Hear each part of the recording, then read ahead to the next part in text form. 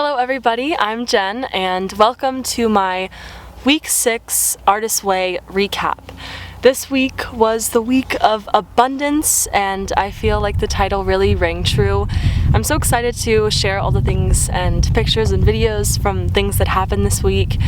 Right now, change of scenery, I am up in Julian, California, staying with my dad in his trailer with my family, and I am blessing you with this beautiful mountain, gorgeous sky view, and I felt like it was fitting to have a trucker hat on because we're in the country.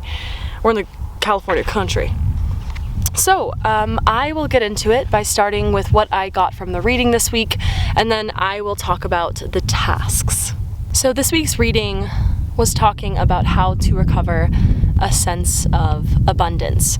And the first subject she talks about is called the Great Creator, your relationship basically with a God. And she questions if your God or if your spiritual leader gives you the wealth and the abundance to create. Do you believe in a God, or do you believe in a spirit that wants you to succeed in your art, or do you believe in a spirit and a God who wants you to work hard and grind and die and feel guilty? The first passage I highlighted is, we're the ones who keep clothes on our back. We're the ones who buy the groceries, and we will pursue our art, we tell ourselves, when we have enough money to do it easily.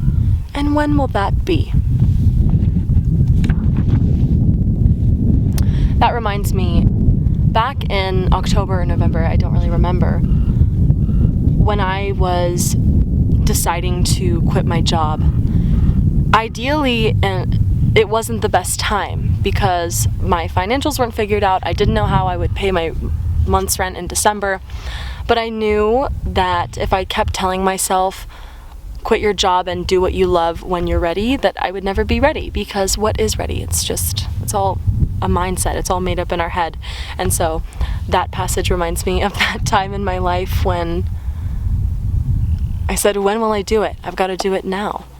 And this is kind of a bigger picture on society. Most of us harbor a secret belief that work has to be work and not play, and that anything we really want to do, like write, act, dance, must be considered frivolous and be placed a distant second. This is not true.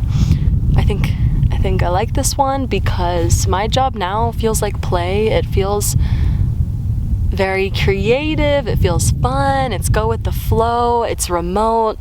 And the conversations I'm having with people are about topics, things that are happening at my school, famous people that are visiting to give inspiring talks, or posting recaps on art shows by the art students at my school, or posting about competitions that the business students have been in. I love the job I'm doing now because it brings me into closer connection and community with the school that I have, because I'm more aware of all the cool things that we're doing. And also at the same time, it doesn't feel like work. When I get on my laptop, I don't feel like I'm gonna cry. And that's how I did with my last job. I felt sad. I felt really sad. Not because of the people I worked with, not because of even, the space or the environment. The office was beautiful. It was simply because I was doing something. I was doing IT, and it didn't fit my soul's journey. It didn't make me feel creative. It didn't even really make me feel helpful. Like, I knew I was helping people, but IT is sort of a thankless job. So switching back to a more intrinsic mindset look, she says, remember, you are the cheapskate, not Source. As you expect Source to be more generous, Source will be able to be more generous to you. What we really want to do is what we are really meant to do. When we do what we are meant to do, money comes to us, doors open for us, we feel useful, and the work we do feels like play to us. Don't ever doubt your aspiration, because it's what you're meant to do. And this world, this society, makes us think that it's hard to make money off of really joyful, really playful things, and that's not true. If money is the thing holding you back, you've got to switch your mindset. I know that sounds harsh, and I know that that's a tough thing to say, especially I'm coming from a place of privilege here, but I moved to Prague with no money in my bank account, and I somehow was resourceful enough to make it work. I got some jobs I didn't like, I stuck through it, and then once I made the switch to take a risk and make money from something I didn't know existed, that is when I started to feel happier. The next topic she talks about is the topic of luxury. For those of us who have become artistically anorectic, yearning to be creative and refusing to feed that hunger in ourselves so that we become more and more focused on our deprivation, a little authentic luxury can go a long way. So maybe pause the video and consider what authentic luxury means to you. This is a quote from one of the students of Julia Cameron. I try to play and I hear myself, and what I can do is so far away from what I want to do that I cringe. I'm in the process of trying to take the music I have in my mind and put it into something concrete on paper. And I don't know really how to play the piano. I barely know how to play the ukulele. And I just feel like I have this block from even picking up an instrument or picking up a pen to write some lyrics. I just feel so, exactly as this guy said, cringed out by my lack of ability right now, and it's stopping me from even starting. And finally, to end this section, she says a quote, "Creativity lives in paradox. Serious art is born from serious play." That reminds me, one time my sister's friend Lakita was visiting us in San Diego, and we were all in the backyard, and she grabbed my ukulele from me and just started making this random song, and she was taking little contextual clues from what we were doing, and she was making us all laugh. And I remember asking, how are you doing that? How are you just so free and so capable? That's so amazing. And I really saw a lot of what she was doing as what I wanted to do and what I wanted to be able to do. And she said, I'm just playing. I'm playing the instrument. I'm doing exactly what that verb play really means. And I think that's so beautiful now. When I went to go see Hozier and I saw the bass guitarist or the cellist on stage playing their instruments, you can really tell that that's exactly what they were doing. They were playing. And it brings this childlike innocence to it. It makes it seem all the more fun when you think about the actual act of playing an instrument. You're playing. And then at the end of the reading, she leads us into a counting exercise where basically we have to finish the sentence with the first word that comes to mind. And in this, she is having us take a long, hard look, or a short, hard look, at our relationship with money and how we feel about people with money, how we feel about not having money, how we feel about if we hit $1 million, what would we do with it? And she's just helping us break down and really get to the root of our mindset with money. Are you in a lack mindset, or are you in an abundance mindset? One way to know if you're in a lack mindset is that you are pushing aside your dreams, you're pushing aside a vacation you want to go on, you're staying in a job that you hate because you're afraid that you won't have enough money. If you are in an abundance mindset, you are probably somebody who takes more risks and has the feeling about money that it just comes. It's energy, it comes and goes, and it's not a huge thing to worry about. Usually a lack or an abundance mindset actually has nothing to do with how you grew up, how much money your parents had. It has to do with the language you've used around money your whole life. You can be very wealthy and have an amazing salary, but if you are living in a lack mindset, you can still feel held back by your funds. And now I will get into the tasks for this week. The first 2 tasks were all about natural abundance, going out into nature. I have some local trails by my house that are very beautiful, and finding 5 rocks that speak to you, and finding 5 pieces of tree or leaf or flower that speak to you while you're walking around. And this week I started reading a book called Women Who Run with Wolves.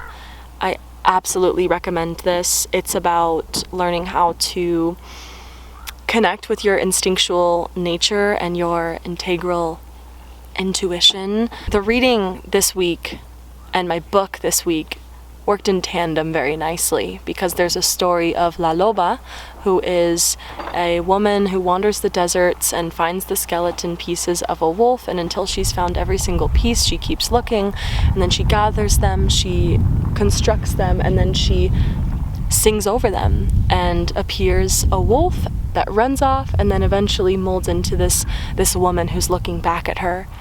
And I loved that story, so when I went on my nature walk and did the abundance tasks, I acted like I was finding my soul bones, which the writer Estes motivates the reader to do. Go look for your soul bones, scout out your wild woman inside of you. So I loved how these two work together, and I feel like Julia Cameron would call that a synchronicity.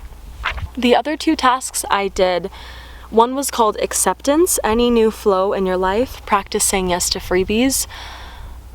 I wrote quite a lot about this, and I definitely feel like I'm changing a lot in my life right now, in my personal relationships, in my plan for the future, and mainly in the love I have for myself. I feel like I'm falling deeper and deeper in love with myself every single day, and it is the best thing in the world, and it's no accident that I started reading The Artist's Way 6 weeks ago. I think this book has genuinely changed my mindset. It has made me a happier, more grateful person for my life. It's also making my life better too, because I'm in a better mindset, and thus the universe is like, get your bag, get your opportunity, you know? And the last one was prosperity, any changes to your financial situation or your perspective on it. There wasn't necessarily a change in my financial situation, but there massively was a change in my perception. I really love Masego, one of the best musicians that has ever existed, and I've been obsessed with him for over a year now, and he is such a musical inspiration to me, and I know all of his music. And a synchronicity happened. I was in the car with my friend, and a Masego song came on, and I was just like, I want to see him so bad. And then I looked online, and boom, suddenly there's more dates happening in Europe that align directly when I'm flying back to Prague to finish my last semester. He's going to be in Vienna, which is like 4 hours away by train, and I'm going to do a quick little trip. I bought the ticket for Christmas for myself, and I'm so excited. So what I'm getting back to on the money perspective thing is that the moment I chose to use whatever money I had on something that I know is going to make me so happy, money became a much more positive thing. It became a tool, a source of energy for me to use at times when I think it's appropriate. And Julia always talks about feeding your artist and feeding your inner child, and if I'm only spending my money on rent and utilities and groceries every month, then my relationship with money is going to be weird and ugly. I need it to be fun. And so I'm really, really glad that I'm going to see Masego in Vienna. I mean, that's the life, isn't it? And that is all for the tasks. Okay, check-in. Morning pages. I think this was my favorite week of journaling yet, and it happened that I ended today with my last journal entry of this journal. It is completely full with my writing, and there's also this page of the natural abundance page, the things I found in my trail by my house. The rocks I didn't put in here, but I did sketch them. I also decorated my journal as a dream board. So I incorporated some things that I see in my near future. One of them is a concert and kitties. And this is my mom crying tears of joy in Venice. This is a bank account that says $1 million on it. This is a vegan soup because I love soup. This is the camera that I want. This is my poster for my one-woman show in November that just happened. This is a man playing piano while his girl walks in. Love that. This is I think Indonesia, because I'm going to go into Indonesia in 2025. And then this word legendary, because that's how I feel right now. and just some other collections of special things. I went to the Wild Animal Park this week. That was awesome. Happened to be a tiger. Tiger is my spirit animal. This was like a random generation ticket. There's a bunch of different animals you can get, and I got the tiger, and I said, well, isn't that funny? That is totally me. Yeah, I'm just kind of hopping into my synchronicities now. My journaling, love it. Morning pages are everything, and I will do them forever and ever and ever. In terms of other abundant things this week, it felt like the longest week ever, and I feel like it was an abundance of time because not only did I go to the Wild Animal Park, I went to tango. Me and my friend James have done tango on and off for 3 years. We started in 2020 as beginners, we moved into intermediate, and then this week we said, why not? We're home for the winter, let's go back and try it again. Immediately we go to intermediate, and then she has us stay for the advanced class. It was so precious. It was so fun, and we're both excited to move back to San Diego in August and potentially do some competitive tango dancing. Yes.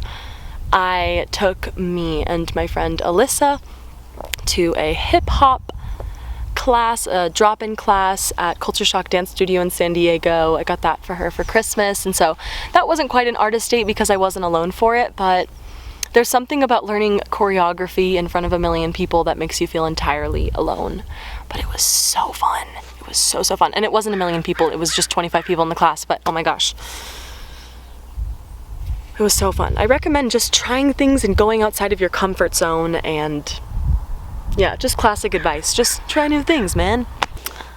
Alrighty, and now I will get to enjoying this beautiful little vacation and holiday. Happy Martin Luther King Jr. Day with my family, and we're gonna eat some good food. We're gonna hang out with my niece and just gonna have a great, pleasant time. Thank you all for watching, and I will see you next week.